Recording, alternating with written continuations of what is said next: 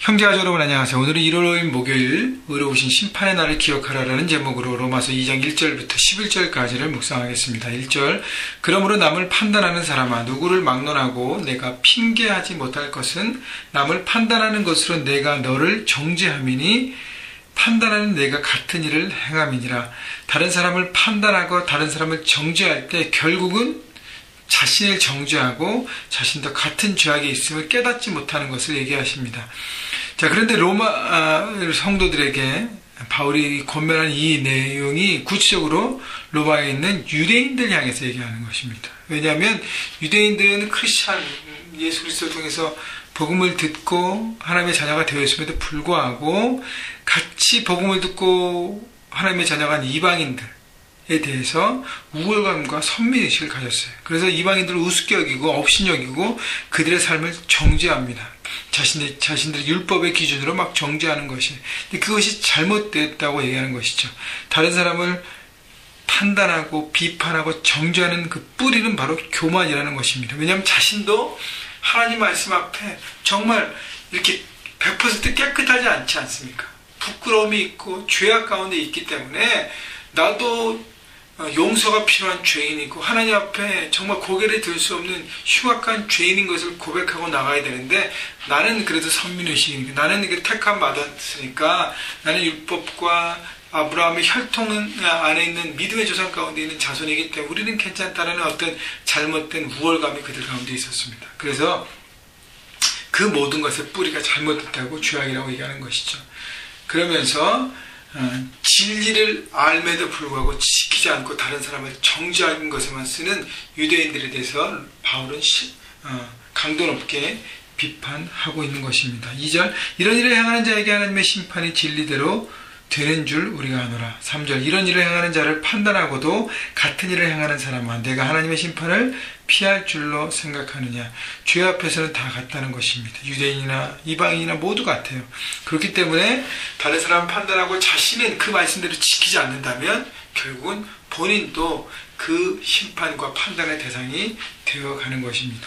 4절 혹 내가 하나님의 인자하심이 너를 인도하여 회개하게 하심을 알지 못하여 그 인자하심과 용납하심과 길이 참으심이 풍성함을 멸시하느냐. 5절 다만 내 고집과 회개하지 아니한 마음을 따라 진노의 날 곧 하나님의 의로운 심판이 나타나는 그날에 이 말 진노를 내게 쌓는도다.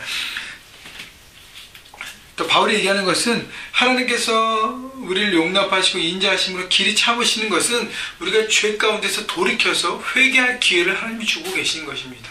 그런데 그것을 모르고 마치 자기가 의로워서 나는 다 이렇게 커버가 돼서 하나님께서 그 심판을 기다리시고 용납하시는 것처럼 착각하지 말라는 것이죠.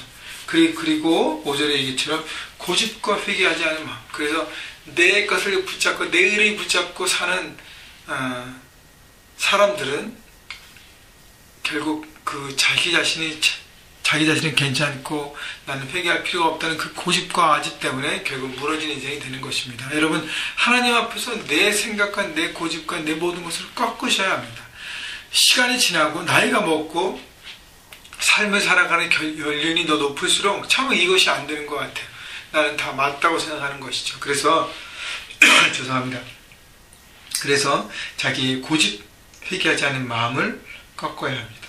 하나님의 말씀 앞에 내 그 거울 앞에 내 삶을 점검하고 그 모든 것을 돌이킬 때 우리는 하나님의 심판을 벗어나서 하나님의 은혜와 용서를 누리는 삶이 되는 것입니다. 그래서 유대인들 진리를 알지만 망하는 자가 되는 것은 그 진리를 자기는 지키지 않고 지키지 않는 이방인들에 대해서 비판만 하는 껍데기와 같은 잘못된 신앙의 모습.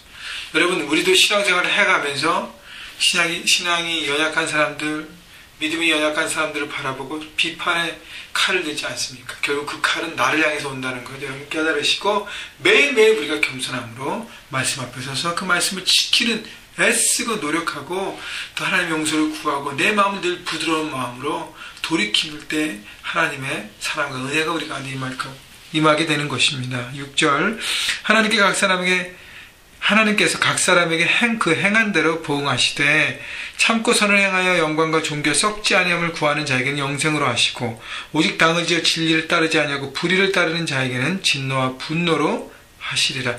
행한 대로 심판하시는 하나님, 셈하시는 하나님, 카운트하시는 하나님을 우리는 이 땅을 살아가면서 기억해야 합니다. 그래서 내가 무엇을 뿌리고 무엇을 심었느냐에 따라서 그것을 거두게 되는 것이죠. 선을 행하고 하나님 말씀대로 순종하고 삶에 적용하는 삶에게는 하나님의 영광이 나타나는 것이고, 왜냐하면 하나님의 중심으로 이 세상을 살아가기 때문에. 그러나 불순종하고 자기 의로 살고 죄를 선택하는 삶에게는 심판과 분노와 환난과 모든 무너짐이 이어지게 되는 것입니다. 9절 10절도 똑같은 구조예요. 악을 향하는 각 사람의 영에는 환난과 공고가 있으니 먼저는 유대인에게 그리고 헬라인에게요. 선을 행하는 각 사람에게 영광과 존귀와 평강이 있으리니 먼저는 유대인에게요 그리고 헬라인에게로. 모든 사람에게 임하지만 유대인에게 먼저라고 유대인의 어떤 책임의식을 얘기하고 있는 것입니다. 왜냐하면 유대인이 먼저 믿었기 때문에, 먼저 하나님을 알았기 때문에, 그렇기 때문에 피하고 그런 대상이 아니라 먼저 그것을 책임하는 대상이라고 얘기하는 것이죠. 그래서 11절 이는 하나님께서 외모로 사람을 취하지 아니하십니다.